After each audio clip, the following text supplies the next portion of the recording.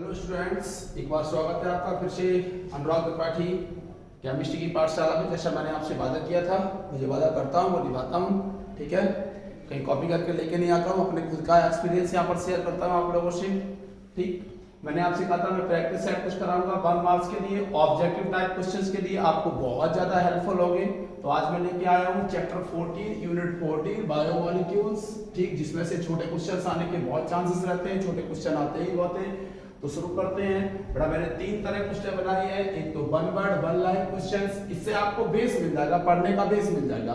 Important questions मैंने अपने समझ से बनाए हैं, लेकिन 1 मार्क्स के क्वेश्चन है तो आप रिस्क नहीं लेना। आप इस तरह के और भी क्वेश्चन पढ़ सकते हो, लेकिन these are very and very important. 2 और 3 तो क्वेश्चन इसमें से मिल रहे हैं, राइट। एक मैंने बनाया है फिल इन द ब्लैंक्स पे, और एक लास्ट में मिलेगा आपको match the followings, matching words, right. तो देखते रहिए, शॉर्ट वीडियो है, मैं क्वेश्चन भी पढ़ूंगा, आंसर भी दूंगा। फिर ये प्रैक्टिस सेट कैसे हुआ सर, क्वेश्चन अभी लिखे हुए हैं, मैं क्वेश्चन पढ़ रहा हूँ, साथ में आपको आंसर अगर आता है तो पहले से आप रिवाइज कर सकते हो, जैसे नहीं आता तो अरे सर ये तो गलत हो गया, अपने मन में सोच लेना, किसी सामने वाले से एनालाइज नहीं कराना। ओके, तो जरा देखो ध्यान से, चलता हूँ। What is the chemical name of vitamin C. बेटा विटामिन सी का केमिकल नेम क्या होता है, आपको पता है एक ही विटामिन ऐसा होता है जो एसिड के फॉर्म में होता है, तो it's chemical name is ascorbic acid. Ascorbic acid is the chemical name of vitamin C. Ascorbic acid. ठीक है, सेकंड क्वेश्चन पढ़िए, ज्यादा टाइम नहीं लेना मुझे, सभी सॉल्व कराना है। मैंने यहाँ लगभग 27 क्वेश्चन लिए हुए हैं, इंपॉर्टेंट है सभी, एक भी क्वेश्चन रिपीट एक आध कर सकता है, कोई दिक्कत नहीं है। Which vitamin is responsible for clotting of blood? कौन सा विटामिन है जो ब्लड की क्लॉटिंग जानते हो, कहीं गिर गई या चोट लग गई, अपनी ब्लड निकलने लगा, राइट, तो वो ब्लड जमेगा कैसे, तो उसके लिए ध्यान रखना विटामिन के, इसके लिए बड़ा जिम्मेदार होता है विटामिन के, ध्यान रखना। आगे देखो, विच bond links amino acids together.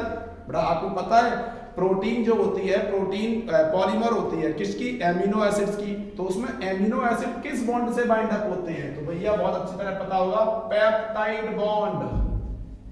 बहुत अच्छा क्वेश्चन है, पेप्टाइड बॉन्ड। ओके, आगे बढ़ते हैं, देख रहे हो बड़ा समझ में आ रहा है, ब्लू कलर से क्वेश्चन है, रेड कलर से आंसरिंग हो रही है। ओके, फोर्थ क्वेश्चन देखिए, how many amino acids are not synthesised in by human की बॉडी में जो एमिनो एसिड सिंथेसाइज नहीं हो सकते, फिर इन्हें कहां से देते हैं, इन्हें मील भोजन से देते हैं, डाइट में देते हैं, तो कितने होते हैं, बड़ा ये पूछा है, हाउ मेनी कितने होते हैं, है मालूम आपको, सोच लो पहले।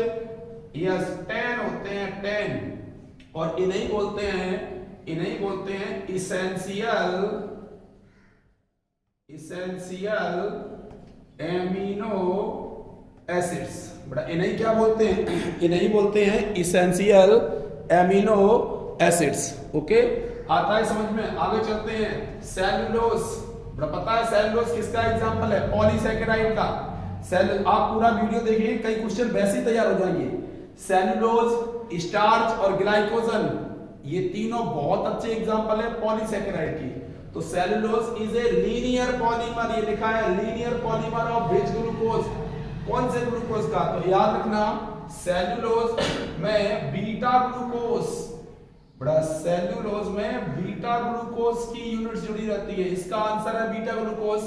अब अगर मैं कह दूं एक क्वेश्चन नहीं और करा दूं, यहां पर सेलुलोज की जगह स्टार्च रखा होता, अगर बड़ा स्टार्च रखा होता तो अल्फा ग्लूकोज हो जाता, तो बड़ा मैं यहां लिख के देता हूं, आप मैनेज कर लेना।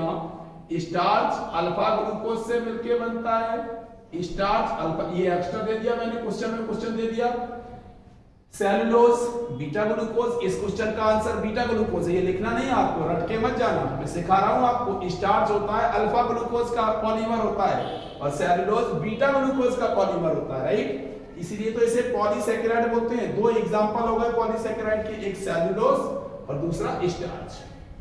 क्लियर हुआ, आगे बढ़ते हैं। इन आरएनए मॉलिक्यूल, ये तो बहुत ही अच्छा क्वेश्चन है, विच पाइरिमिडीन, बड़ा पाइरिमिडीन बेस होता है, 5 बेसेस होते हैं, एडेनिन, थाइमिन, ग्वानिन, साइटोसिन और यूरेसिल, ये 5 होते हैं, पांचों में 4 डीएनए में होते हैं, 4 ही होते हैं आरएनए में। अब भैया 5 में 4 अगर हो रहे हैं तो बोलो एक ही तो डिफरेंट होगा, 3 तो सेम हो गए। तो दिमाग में सेट रखना थायमीन, प्लीज बेटा, थायमीन ATGC, बड़ा थायमीन होता है डीएनए में, राइट, थायमीन होता है डीएनए में और यूरेसिल होता है आरएनए में। तो क्वेश्चन ढंग से पढ़ना, in RNA molecule which pyrimidine is present in place of thymine, साफ साफ पूछ दिया, थायमीन की जगह कौन सा पाइरिमिडीन बेस प्रेजेंट होता है? थोड़ा जल्दी बोलो, आंसर क्या लिख दोगे? यूरासिल, यूरेसिल, यू से रिप्रेजेंट करते हैं, ये होता है। बड़ा जल्दी बोलो, बहुत अच्छा क्वेश्चन है ये, तुम तो ऐसे याद कर लो। ATGC, Anurag Tripathi good chemistry सिखाया था मैंने, तो ATGC ये डीएनए के लिए है। अगर T को U से रिप्लेस कर दे तो ये हो जाएगा आरएनए। ठीक है, आगे चलते हैं। लैक्टोस, कल भी मैंने ये क्वेश्चन बताया था, लैक्टोस ऑन हाइड्रोलाइसिस गिव्स, अगर हम लैक्टोस का हाइड्रोलाइसिस करा दें, पहले सुनो लैक्टोस क्या है? लैक्टोस एक डाइसैकेराइड है, लैक्टोस एक डाइसैकेराइड है, ठीक है। इसका हम क्या करा रहे हैं? हाइड्रोलाइज। तो क्या क्या मिलेगा याद रखना, ग्लूकोज मिलेगा, ग्लूकोज एंड गैलेक्टोज, ग्लूकोज मिलेगा एंड क्या मिलेगा? गैलेक्टोज। लैक्टोज डाइसैकेराइड है, केवल मोनोसैकेराइड का हाइड्रोलाइज नहीं होता है, डाई, ट्राई, पॉली इन सब का होता है। तो लैक्टोज डाइसैकेराइड है, तो मोनोसैकेराइड की 2 यूनिट्स देगा, तो बातों बातों में 2 एग्जांपल और मिल गए।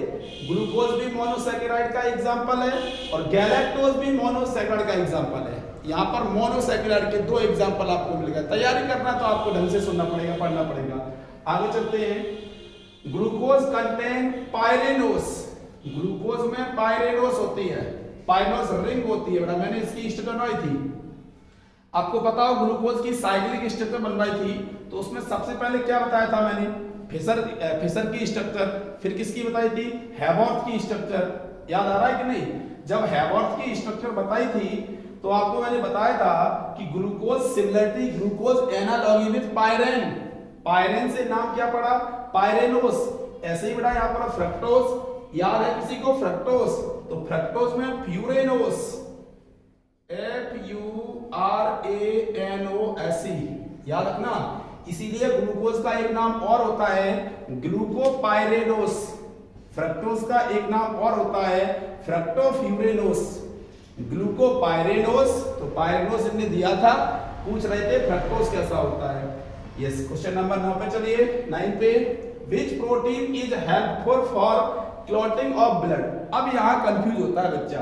ऊपर एक क्वेश्चन देखिए बेटा, ये यहां पूछा है विच विटामिन इज रिस्पॉन्सिबल, यहां पूछा है विटामिन इज रिस्पॉन्सिबल, जाकर यही आंसर बच्चा इसमें दिखाता है, 1 नंबर चला जाता है। बड़ा बहुत डीप क्वेश्चन है। यहां पर विच विटामिन रिस्पॉन्सिबल पूछ रहे हैं, यहां पर विच प्रोटीन रिस्पॉन्सिबल पूछ रहे हैं। तो जब प्रोटीन पूछेंगे तो यहां लिखेंगे फाइब्रिनोजन, FIBRINOGEN, याद रखना बेटा, राइट, फाइब्रिनोजन। विटामिन पूछे ब्लड क्लॉटिंग के लिए तो विटामिन के, अगर प्रोटीन पूछे तो फाइब्रिनोजन। आता है समझ में? आगे चलते हैं। What is the name of disaccharide sugar, disaccharide sugar का एग्जांपल देना है जो प्रेजेंट किसमें होता है? मिल्क में। मतलब सीधा सीधा मिल्क शुगर कौन सी होती है? दूध में जो मिठास होती है वो किसके कारण होती है किसी को याद? यस, यही लिखे भाई साहब, ये ऊपर लिखे, यही तो है मिल्क में, लैक्टोस, लैक्टोस, याद रखना। इसीलिए तो कर्ड में, दही में कर्ड में जो एसिड होता है that is lactic acid, that is lactic acid. ये क्वेश्चन मैंने आपको रिवाइज कराया, बहुत इंपॉर्टेंट क्वेश्चन है, इन्हें एक बार आप रिवाइज कीजिए। इनके बेस पर मैंने कुछ क्वेश्चन और बताए, तो कहने को 10 थे, लगभग 15 क्वेश्चन हो गई। आगे मैं चलता हूं फिल इन द ब्लैंक्स में, इधर आइए देखिए। तो fill in the blanks, okay, ये पहला क्वेश्चन देखिए, ध्यान से देखना, पढ़ता हूं मैं जिससे आप अपनी प्रैक्टिस कर सकें। मैंने नाम दिया हुआ है प्रैक्टिस सेट। तो डिफिशियंसी ऑफ ब्लैंक छोड़ दिया, लीड्स टू आई डिसीज। बड़ा आपको यहां पर आंसर देना है कि आंखों की बीमारी, जैसे बड़ा नाइट ब्लाइंडनेस हुआ, रतौंधी हुआ, कम दिखना हुआ, राइट, तो इस किस विटामिन की कमी से होता है? यहाँ पर विटामिन नहीं लिखा, यही तो कंफ्यूजन कर दिया। तो यहाँ पर याद रखना है, यहाँ आपको आंसर लिखना है विटामिन ए। विटामिन ए अगर है तो आई डिसीज हो जाएगी। अगला देखो deficiency of iodine leads to, अगर बेटा आयोडीन की बेटा अगर डिफिशियंसी हो गई, अगर आयोडीन की डिफिशियंसी हो गई तो कौन सा डिसीज हो जाएगा, है पता? अरे यहाँ बेटा यहाँ अपने थायराइड ग्लैंड राइट एनलार्ज हो जाती है, that disease is called goitre. Goitre Hindi में इसे घेंगा बोलते हैं, ग्वाइटर। अब तो नहीं मिलता क्योंकि जब हम सॉल्ट यूज करते हैं उसमें अब आयोडीन मिल के आता है, ठीक है, ग्वाइटर। आगे चलते हैं हार्मोन। पहले वो है पहले वाले ब्लैंक्स परेशान करते हैं। Hormone balance the sugar level in blood. आपने लिखना है तो लिख सकते हो इन ब्लड। ब्लड में शुगर लेवल को बैलेंस कौन सा हार्मोन करता है किसी को याद? बहुत अच्छा क्वेश्चन है। Yes, answer is insulin. Answer is insulin, right. तो सर इस पर एक क्वेश्चन और बनता है, ध्यान रखना। यहां पर कुछ क्वेश्चन पूछ सकते हैं, अगर इंसुलिन हार्मोन की डिफिशियंसी है तो कौन सा डिसीज हो जाएगी? बोलिए, अगर इंसुलिन हार्मोन की डिफिशियंसी है तो डायबिटीज हो जाएगी। तो फिर डायबिटीज कैसे होती है वो भी सुन लो। अपने ब्लड में शुगर लेवल कम हो जाता है, सॉरी शुगर लेवल हाई हो जाता है। शुगर लेवल हाई होने का रीजन क्या है? Insulin hormone. ये बड़ा क्वेश्चन जोड़ो। इंसुलिन की कमी हो गई तो डायबिटीज हो जाएगी। डायबिटीज होने का मतलब है ब्लड में ग्लूकोज का लेवल, शुगर का लेवल बढ़ जाना, राइट, शुगर हो जाना, कहते हैं शुगर हो गई है, ठीक है। चलो तो अगला चलते हैं, डीनेचुरेशन डज नॉट अफेक्ट। आपने देखा होगा प्रोटीन में एक बहुत अच्छा क्वेश्चन है डीनेचुरेशन होना। तो आपको पता है प्रोटीन की 4 स्ट्रक्चर्स होती हैं, primary, secondary, tertiary and quaternary. तो प्रोटीन कितना भी डीनेचर्ड हो जाए, अगर डीनेचुरेशन हुआ है तो यहां पर मैं पूछ रहा हूं denaturation does not affect, fill in the blanks है, स्ट्रक्चर ऑफ प्रोटीन। मतलब प्रोटीन की कौन सी स्ट्रक्चर अफेक्ट नहीं करती? तो here answer is primary structure. Primary पर कोई इफेक्ट नहीं पड़ता है, प्राइमरी स्ट्रक्चर। आगे देखिए ये क्वेश्चन आ गया, मैंने इधर समझाया था आपको। Protein is a polymer of, protein is a polymer of alpha amino acids. Alpha amino acids का पॉलीमर। अब छठवां क्वेश्चन तुरंत देखिए, घुमा दिया, सेम है ये, फिल इन द ब्लैंक पहले रख दिया। मैंने कहा था पहले फिल इन द ब्लैंक थोड़ा टिपिकल हो जाता है। तो is the basic unit of protein, मतलब प्रोटीन की बेसिक यूनिट क्या है? तो ऊपर वाला जो यहां लिखा को यहां लिख दीजिए। सब समझ में नहीं आया? अरे protein is a polymer of alpha amino acids. Protein किससे मिलके बनते हैं? एमिनो एसिड से मिलके बनते हैं। तो नीचे क्वेश्चन क्या पूछ दिया? प्रोटीन की बेसिक यूनिट कौन है? तो यहां पर लिख दीजिए एमिनो एसिड, या पूरा लिख दो alpha amino acids. Alpha amino acids is the basic unit of protein, right. दोनों क्वेश्चन सेम रहे, बहुत ध्यान सुनना, कंफ्यूज हो सकते थे इसलिए मैंने और रखा है। सातवां क्वेश्चन देखो, haemoglobin is A compound of iron. बड़ा हीमोग्लोबिन में हीम का मतलब ही आयरन होता है, हीम का मतलब ही आयरन होता है, लेकिन कैसा कंपाउंड होता है? ध्यान रखना, कॉम्प्लेक्स होता है ये, कॉम्प्लेक्स। ऐसे ये क्वेश्चन और आ सकता है, क्लोरोफिल आपने नाम सुना होगा, क्लोरोफिल। क्लोरोफिल भी कॉम्प्लेक्स है, लेकिन क्लोरोफिल कॉम्प्लेक्स किसका है? मैग्नीशियम का। याद रखना, chlorophyll is a complex of magnesium. ऐसे ही haemoglobin is a complex of iron. Okay, आगे चलते हैं। ऑयल एंड फैट्स, बड़ा ये क्वेश्चन आ चुका है, कुछ साल पहले मैंने देखा था। Oil and fats obtained from organisms are known as lipids. LIPIDS, जिसे फैट बोलते हैं, राइट। आप और हम अगर ज्यादा रिफाइंड ऑयली चीजें खाने लगे तो क्या बढ़ जाता है बॉडी में? फैट बढ़ता है। उसे अगर हम साइंटिफिक लैंग्वेज में बोले तो लिपिड्स बढ़ जाता है, लिपिड, LIPIDS, राइट। आगे देखिए नौवां, fill in the blank, an important monosaccharide is. ये बहुत इजी क्वेश्चन पूछ दिया। अब इसे छोड़ के आता है बच्चा, पता नहीं सर इसमें क्या है। अरे एक कोई एग्जांपल पूछा है, an important monosaccharide is glucose, fructose, galactose. तुम 3 लिख सकते हो, ग्लूकोज, फ्रक्टोज, गैलेक्टोज, लेकिन इंपॉर्टेंट पूछा तो ग्लूकोज लिखना। आगे चलता हूं, 10वां क्वेश्चन देखिए, फिल इन द ब्लैंक का। Protein found in hair, wool and silk. Hair में, वूल में और सिल्क में कौन सी प्रोटीन होती है भैया? बहुत इंपॉर्टेंट, केराटिन। KERATIN, keratin. इसके बाद थोड़ा थोड़ा मैचिंग वर्ड्स देख लीजिए, इसके बाद मैचिंग वर्ड्स और देख लीजिए, ठीक है। मैचिंग वर्ड्स में देखिए जल्दी से, नाइट ब्लाइंडनेस, बेटा बोलो, नाइट ब्लाइंडनेस, विटामिन ए, तो विटामिन ए यहां मैं सामने लिख देता हूं फर्स्ट, ओके, ये सदा फर्स्ट या विटामिन ए। रिकेट्स, इसे सूखा रोग बोलते हैं। विटामिन डी, ये विटामिन डी की डिफिशियंसी से होता है, विटामिन डी की डिफिशियंसी से। वायरिलिटी, बेटा वायरिलिटी या यहां पर स्टेराइलिटी भी दे सकते हैं, स्टेराइलिटी, ये विटामिन ई की डिफिशियंसी से होता है। तो ये तीसरा ना, समझ तो लगे ना। विटामिन डी ये सेकंड का आंसर है, ऐसे समझ लेंगे। विटामिन ई ये थर्ड का आंसर है।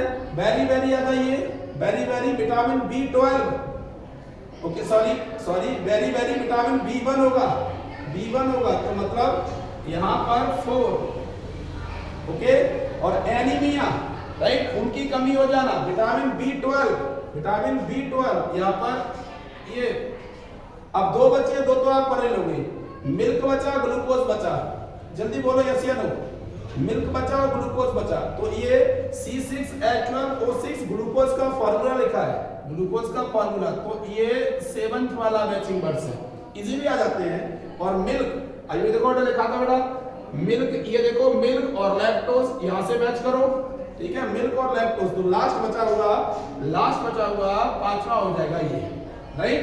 तो आप इस तरह से प्रैक्टिस कर सकते हैं, राइट। हमारे चैनल को सब्सक्राइब नहीं किया तो सब्सक्राइब कर लें, आपको इस तरह के वीडियो मिलते रहेंगे जो बहुत ही हेल्पफुल होंगे आपके ऑब्जेक्टिव टाइप क्वेश्चंस के लिए, राइट। मैं हर चैप्टर पे एक एक ऐसा वीडियो बनाऊंगा जिससे आपको आसानी होगी, साथ में मैं इलैबोरेशन भी करता जाऊंगा जिससे आपको समझ में आए।